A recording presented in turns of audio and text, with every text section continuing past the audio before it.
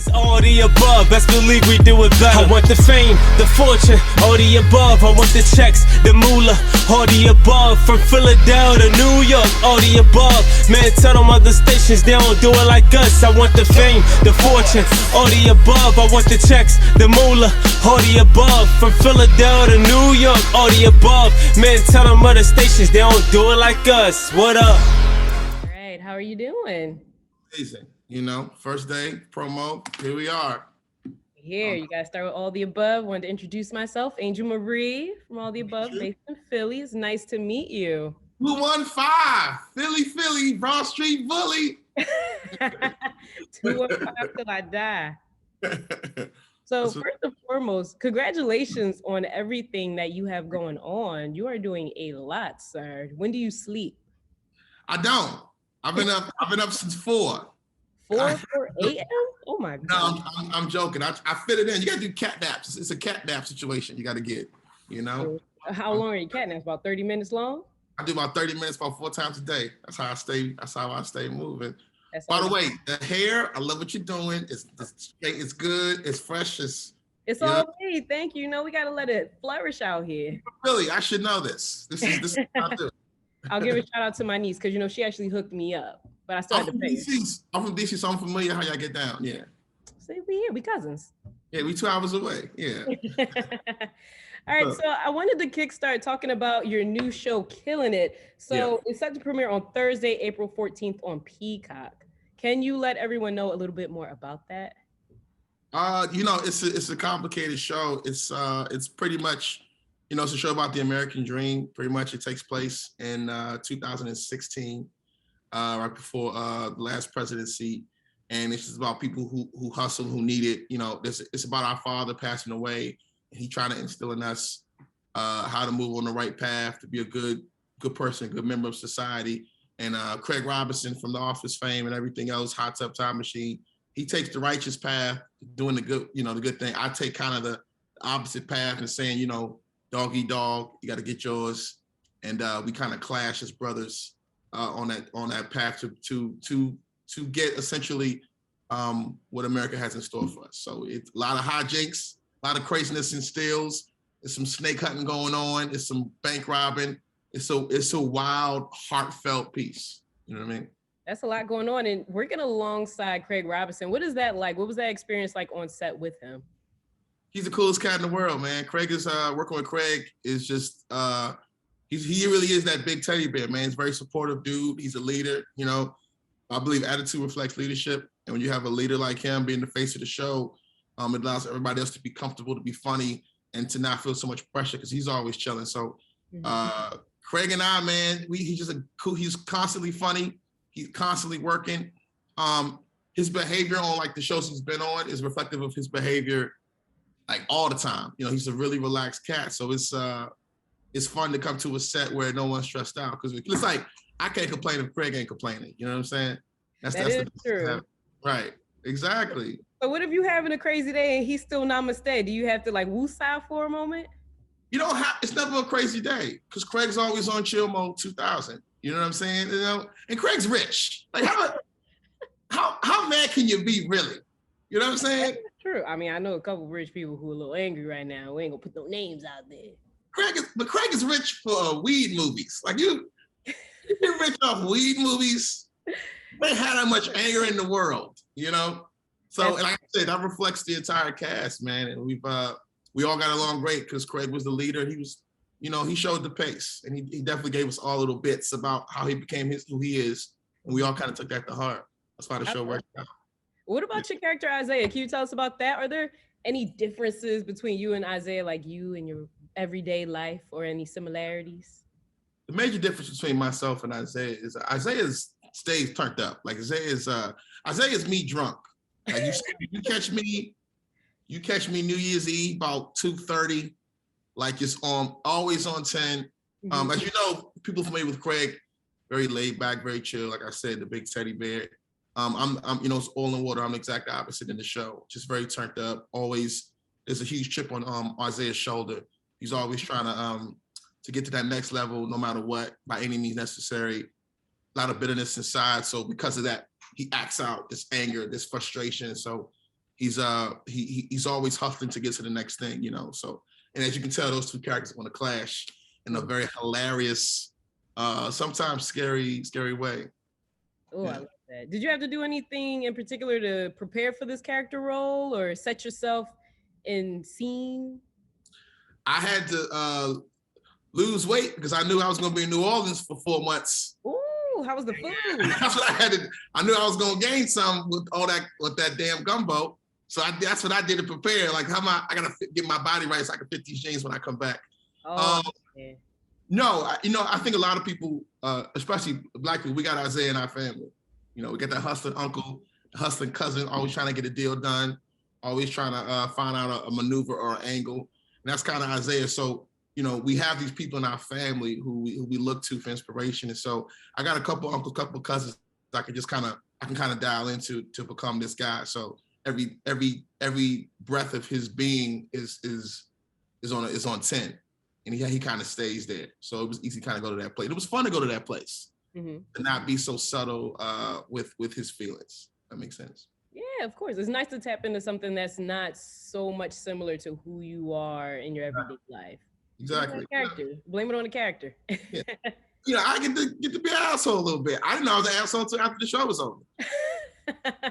Like, they pay me. You had to check yourself for a minute. Like, oh, hold up, wait a minute. I can say this. They're gonna pay me. You know. So a lot of fun. And we're going to switch gears a little bit. You are also going to be featured in Will Smith's series, comedy series, This Joka on Roku Channel. Yes. Can you tell us a little bit about that? So Will and his team, the great people at Westbrook, they went out and they found 16 comics that they thought were, you know, the next big thing. And he went out and found 16 comics, and he had us perform in Vegas for him for a show that he cultivated. And he's kind of saying he's giving us his voucher to these 16 comics. And we all talked about our story and how we got into comedy and you know, our art as we know it, stand-up wise. And he gave us lessons that he's learned. And we got to hang out with Big Willie. We got to hang out with one of the biggest superstars in the world in Vegas for a weekend. And right, he is from Philly. Let's get to it. Let me clear that up. First of all, he's 215, West Philly, with respect. Yeah, we got to hang out with Will and get some nuggets for information and tell dirty jokes in front of a wonderful crowd, man. And we shot that thing about 2 years ago. Oh, wow. We shot it about 2 years ago. But the way Hollywood works, man, sometimes things don't work out the way they need to be. So now it's on right now. It's on Roku. I'm the first episode of the series. Just talking about my life and how I got into stand-up and hanging out with Will. And, you know, it's just exciting to be with somebody who I you know, he's on my wall. Oh, you wow. know, it's exciting to just hang out with somebody you've always admired and kind of make them laugh. So it was definitely one of the highlights of my life, my career. What was that like, being surrounded by so many other great comedians and Will Smith? Did you learn anything new about yourself or take in any advice or gems from Will? Yeah, you know, Will was always Will just hanging out with him. Will treats the guy, you know, the guy in the bellboy the same way he treats a director. You know what I'm saying? It's a certain level of humility he has that he always talks about how everyone should feel like they know you. You know, and I think that comes across in his movies, that comes across his personality and everything else he does. You feel like that's the guy that I know or I want to know. You know what I'm saying? So, you know, once again, attitude reflects leadership. The way he treats his team and the people that work for him with respect, I think that kind of goes through to everyone else. So as a comedian, as I'm moving up in my career, just always remember to stay humble and to respect people that work with me and for me. And man, because like I said, because if Will's doing it, you know, this guy was making $20 million movie at one point. So it was a very humbling experience, even though I had to be a very egocentric person on stage. So he definitely gave me those jewels in the way he works with his people. Now I'm curious, a person of that high profile, does he still introduce himself to people? Like if he's going and passing the bellboy, does he still say, hey, I'm Will? Or does he just, because I always wonder, like if somebody, you know, is in so many movies, do you still introduce yourself or is that weird? I mean, he goes, it's like he doesn't, it's like he doesn't because you can't stop people from crying when he walks in the room. So people are too busy screaming for him to introduce himself. That makes sense. He'll come in, hey, everybody's like, ah! Like, fair enough. You know what it is. So he doesn't really have to. Now, is there one piece of advice that Will has given you that you will hold on to forever? Yeah, just what did he say? What's his quote? He has a lot of quotes. Let's be clear. This guy's he's a Negro Dalai Lama. He got quotes. He got quotes for days. He's 1,000 of them, man. I can't remember what specifically. It's just just I think, be clear with your intentions is one of those things where know what you want, be honest with people and say it in a loving manner. So very Zen type of approach to everything. Mm-hmm. And I've tried to kind of, I steal a little bit from my life, he still, so I should have been recording. I'd have had all those quotes on my phone. I could have given it to you. But I learned from him just being around is more anything. His aura really helps you out. Yes. Now, prior to you moving to LA, you studied theater at the University of Maryland. Yeah. Shout out to all the theater majors, theater in high school. Well, my studying at University of Maryland I wasn't actually a major. I failed out of journalism because apparently you gotta learn how to spell. I heard that, Who knew that? And, so I wasn't doing well in journalism, so I had to fill out the credits at the University of Maryland. And I was like, all right, this theater thing, I could, I think I'm a funny guy. People tell me I got jokes. And so I did theater and I just kind of went to class and that was it. I was done. And so I took every class. I was 2 credits shy of theater major because I was already done. So I only had to take like two more classes and I just kind of like, all right, I'm graduating anyway. So I did theater up to that point, but I kind of never wanted to accept this gift. I never wanted to accept theater. Mm-hmm. So I never really fully invested. I just took every class you could take, and right. And it was exhilarating. I was floating for 2 years in college, just kind of partying and throwing parties and just kind of kicking it. And theater was the first time I had focus on something that I was excited to go to class. I was excited to write. I would stay home on Saturdays to work on my art and read my favorite plays and study the greats. It was the first time I found something that I hate when actors say this, but I'm saying, I found my passion. I don't want to say that shit, but it's true. And from floating to finding focus that's what theater did for me. It gave me a pathway to be focused. Yeah. Do you feel like that goes hand in hand with being a comedian? It goes hand in hand with being a comedian, 100%. The work ethic, people ask me what's my favorite quote. It's the simplest, easiest quote there is. Practice makes perfect. Repetition. And theater is one of those things. We would run these things, and we would explore, and we would discover constantly. And then when it comes to comedy, it's the same thing. You start off with a bit, the bit grows, you work it out, it grows. And you do it till it's a second language. And so that same work ethic that I learned from theater, from being the only kid who hadn't had a theater background to being this dude from DC in there to stand-up comedy, they kind of transitioned well. So it worked out for the best. No, that's legit. And I'm getting interviewed by y'all, you feel me? Exactly. Today's climate of cancel culture, it seems to have such a sting in stand-up comedy nowadays, because it seems like comedians have to be so mindful of the type of content they push out now, or else people want to cancel them. Do you feel like that stops comedians from being their true authentic selves? And do you feel like you're more mindful now of the type of content you put out? I've been asked this a lot, and I just think cancel culture's always been there. Mm-hmm. Martin Luther King was cancel culture. We're gonna cancel these restaurants and these diners that won't feed us. We're gonna cancel these. We're not gonna ride these buses because we have to sit in the back. We're not gonna support these businesses because we're not allowed to eat in here or whatever. We gotta walk to the kitchen. So cancel culture's always been there. People protested outside of Eddie Murphy Raw when he was doing comedy. People protested Richard Pryor, George Carlin, Lenny Bruce went to jail, for cursing. So cancel culture has always been there. I think because of like social media is louder, right? But that's the beauty of America. That's what freedom of speech is. I have the right to say what I want, and you have the right to try to cancel me, and I got the right to tell you to kiss my head. So it goes back and forth. It's quote unquote, the people that have been canceled are still here if you have an audience. So I think it's everybody's discretion. I don't really judge it. If people are upset about something, they have the right to say they're upset about it. And comedians have the right to continue to do what they do. You have to be responsible for what you say. You can say what you want, but you got to be held accountable for it. Exactly. If you're willing to die on that hill, which I think most comedians are willing to die on that hill of creativity. I know I am.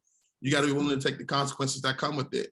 And also there's levels of cancel culture. You might have to sit for a week.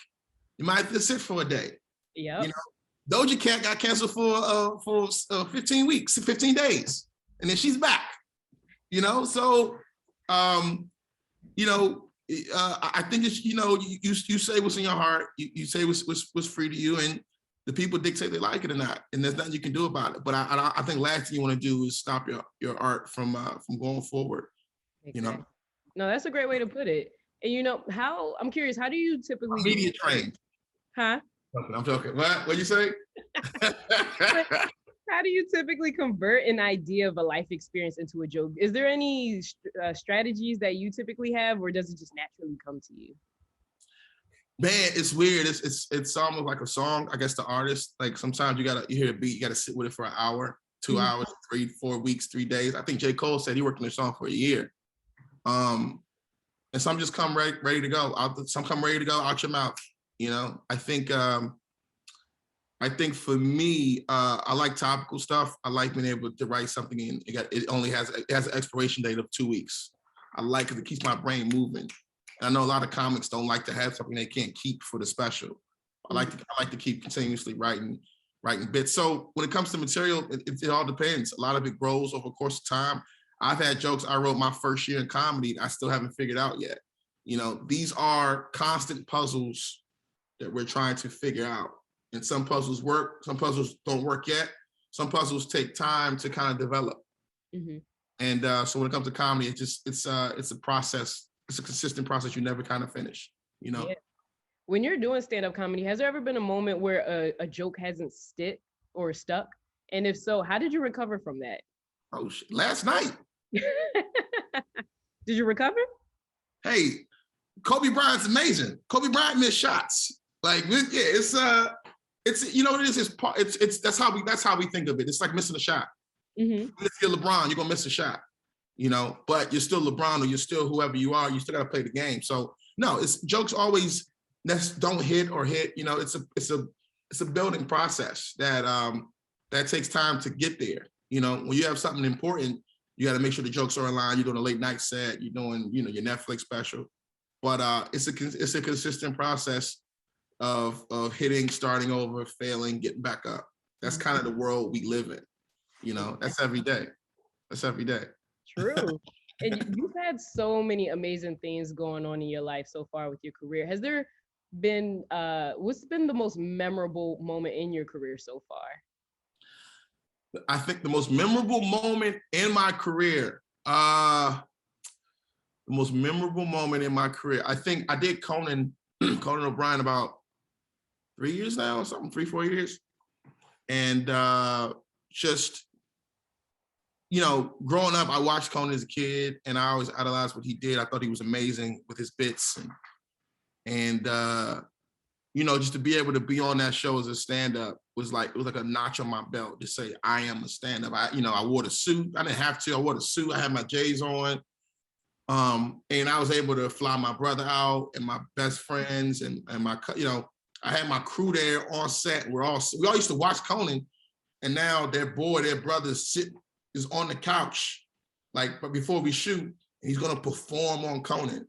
And I had my brother in the audience, man, and it was just a moment of wow, I used to watch this show, and now I'm on it. So that was just a surreal experience for me. So, and it was just a highlight to just kind of come full circle in that way. That was a big one for me.